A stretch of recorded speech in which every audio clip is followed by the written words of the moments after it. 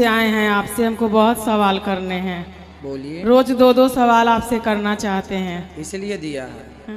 गुरुजी पहले तो ये बताइए, आप तो बताते ही हैं कि एक पत्नी का कर्तव्य क्या होता है और एक पति का कर्तव्य क्या होता है।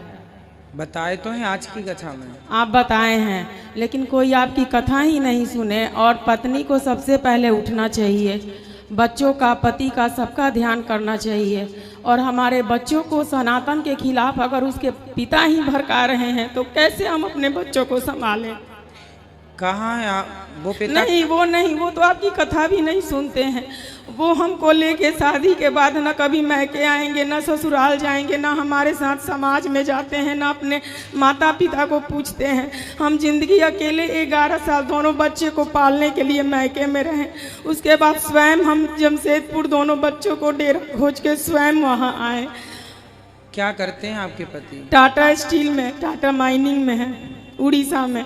अच्छा, तो वो उनको कोई मतलब नहीं, ना हमसे मतलब, ना दोनों बच्चों से। और ऐसा नहीं है कि वो पीते हैं या खाते हैं या किसी और नारी से उनका कोई संबंध है। उनका नशा ऐसा है गुरुजी कि आज तक आप कथा में कभी नहीं बोले, क्योंकि आपको हो सके पता नहीं होगा। कौन सा नशा है? उनका नशा 24 घंटा मोबाइल का है। 24 घंटा उनका बस चले तो लेट बात भी बिना मोबाइल के नहीं कर सकते हैं और बिना खैनी खाए नहीं रह सकते हैं। उनको दुनिया से कोई मतलब नहीं। एक नौकरानी के जैसा हम उनके साथ जिंदगी काट रहे हैं गुरुजी। तो भी मेरे पे हाथ तक उठा दिए। बच्चों को डांटेंगे नहीं, पढ़ाएंगे नहीं। और अगर हम डांटेंगे कि बाबू इतना पैसा लग रहा है, पढ़ो, ये सब चीज़ नहीं खानी चाहिए, गुरुजी का कथा सुनो, नहीं डांटो, नहीं बोलो, उसके कारण बच्चों को बोलने के बजाय वो हमारे पे हाथ उठा दिए। और ऐसी बात है जो हम पूरे लोग के सामने आपसे नहीं बता सकते हैं। आपकी कथा है जो हमको आज तक जिंदा रखी है गुरुजी। हम उतनी दूर से हम अकेले ही आए हैं, स्टेशन पे छोड़ने तक नहीं आए, 1 रुपया तक हमको नहीं दिए। क्या एक पति का यही कर्तव्य है? और हमको दुनिया का ना कोई अच्छे कपड़े चाहिए, ना गहने चाहिए। हमको बस पूजा का सामान, और पूजा और भगवान ही हमारे लिए सब कुछ है। अगल बगल किसी से हमें कोई मतलब नहीं। तो आपके पति आपसे अच्छे से बात नहीं करते? नहीं, उनका कहना है कि हम तुमको दुदकारे, हम तुमको बोले, हम तुमको मारे, लेकिन तुम हमारे पैर पर हो, तुम हमारे अधीन हो। बहुत पुराने ख्याल के हैं। और जबकि हम MSc किए हुए हैं, NTT किए हुए हैं, और लेकिन हम ऐसी जगह में हैं। हम शादी से पहले जॉब भी करते थे, लेकिन अब वहाँ टाटा स्टील के सिवा और कोई कुछ है ही नहीं। तो हम वहाँ क्या करें गुरुजी? बच्चों की भी शिक्षा, हमारे बच्चों को वहाँ क्रिश्चियन का स्कूल है, आपको पता होगा। जो टाटा के सबसे जो रजत टाटा हैं वो क्रिश्चियन ही हैं। और हमारे बच्चों को यीशु क्रिस्ट के बारे में बताया जाता है, राम कृष्ण के खिलाफ भड़काया जाता है। और जब हम बोलते हैं कि नहीं, हम लोग बंदर के संतान नहीं, हम लोग तो ऋषि मुनि के संतान है। और ये चीज़ हमने भागवत जी में पढ़ी भी है। आपकी हर बात सत्य होती है, लेकिन नहीं, अगर वो कभी बैठेंगे भी तो बोलेंगे मम्मी का बात मत सुनो, वो हम लोग बंदर के ही संतान है, वो छोड़ो, जो साइंस कहता है वो सुनो। हम कैसे अपने बच्चों का भविष्य सुधारें? आखिर एक पत्नी पति के साथ कब तक रहती है? हमको कुछ ना करे, हमारे बच्चों को तो करे, उनका भी तो बच्चा है। फिर भी हमारी माँ कहती है तुम सुनो, करो, पति पे ही सब है।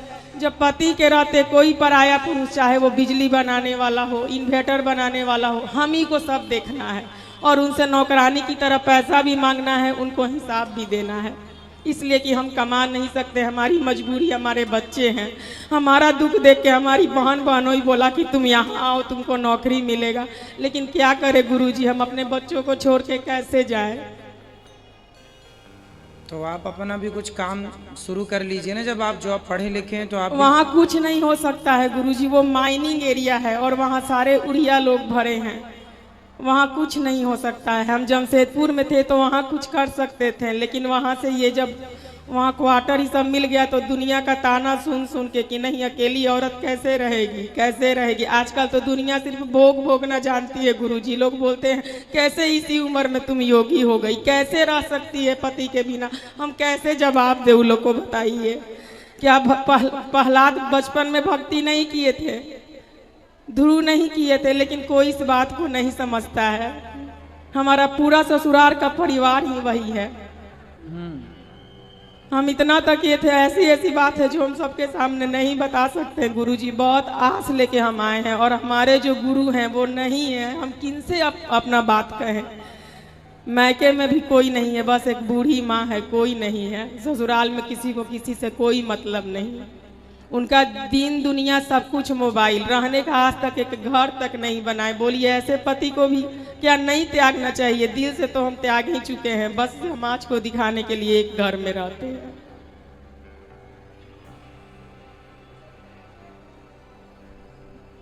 पति को समझाया जाए यही विकल्प है। नहीं समझते हैं गुरुजी। अगर आप उनसे अच्छा से बात भी कभी करना चाहिएगा ना तो आपके पास से उठ के चले जाएंगे। कभी भी बैठिएगा बस अपना खैनी बनाने लगेंगे, वहाँ से उठ के चले जाएंगे, आप ही को गलत साबित कर देंगे। जबकि अगल बगल सारी दुनिया कहती है कि इनकी वाइफ कितनी अच्छी है, ऐसी वाइफ तो बड़े नसीब वालों को मिलती है। और आप तो उस व्यास गद्दी पे बैठे हैं, आप तो देख के ही अनुमान लगा सकते हैं कि हम कैसे हैं। हम आपको क्या बताएं, अपना आदमी को ये नहीं बताना चाहिए। ठीक है, आप तो अपनी जगह बिल्कुल सही हैं। एक अच्छी पत्नी का, एक अच्छी माँ का कर्तव्य आप पूरा कर रही हैं। अब उन्हें एक अच्छे पिता और एक अच्छे पति का कर्तव्य पूरा करना चाहिए। लेकिन हमारे बच्चे का तो भविष्य खराब हो रहा है ना गुरुजी। हम उतना पैसा भी वहाँ दे रहे हैं, अपनी खुशी भी त्याग रहे हैं, लेकिन हमारे बच्चे क्रिश्चियन स्कूल में पढ़ते हैं। इस पे भी हम उनसे बात किए, कहीं रह के पढ़ाते हैं, नहीं, उन्हें कोई मतलब नहीं है। क्रिश्चियन स्कूल में पढ़ते हैं तो वहाँ के जितने बच्चे वहाँ पढ़ने जाते हैं तो क्या सबको वो लोग वही पढ़ाते हैं? हाँ बिल्कुल। जीसू कृष्ण का गाना होता है, हमारे राम कृष्ण का नहीं। हम इस पे बहुत रोए, बहुत बोले इनसे कि हम तो हिंदू लोग जो पढ़ते हैं बच्चे, उनके वो लोग ऑब्जेक्शन नहीं लेते क्या? नहीं, तो स्कूल से हटा देंगे। हम लोग की मजबूरी है, माइनिंग एरिया है ना, माल निकलता है, 1500 क्वार्टर है, कहाँ जाएंगे फिर? कोई सुविधा नहीं है वहाँ। रोजी रोटी है तो रहना ही पड़ेगा। बड़ी ये करके हम आपसे मिलने के लिए उतना दूर से हम आए हैं। तो बच्चों को फिर आप अच्छी जगह पढ़ाइए जहाँ उनको अच्छे संस्कार आप दे पाएँ। बच्चों के साथ तो खिलवाड़ नहीं कर सकते ना, सही है। तो ये तो कहीं भी जाएंगे तो लोग पूछते हैं पति कहाँ है आपके। यहाँ तक कि वहाँ के समाज में लोग ये कहना शुरू कर दिए हैं हमारे बच्चों से कि इसके मम्मी पापा कभी एक साथ नहीं आते हैं। बोलिए, हम बोले अच्छा मत चिंता करो, हम ही कुछ सोचते हैं, अलग ही रहेंगे तब ये सवाल नहीं उठेगा। करना चाहिए अपने अपने जिम्मेदारियों का पालन सब। इसलिए हर पति को अपनी पत्नी का, हर पत्नी को अपने पति का ख्याल रखना चाहिए और दोनों लोग मिलके चलेंगे तब श्रेष्ठ गृहस्थी निभेगी।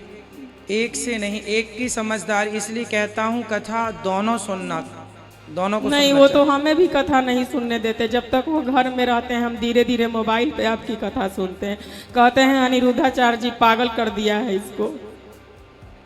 बोलिए, क्या जिसको भगवान में मन लग जाएगा वो रह सकता है?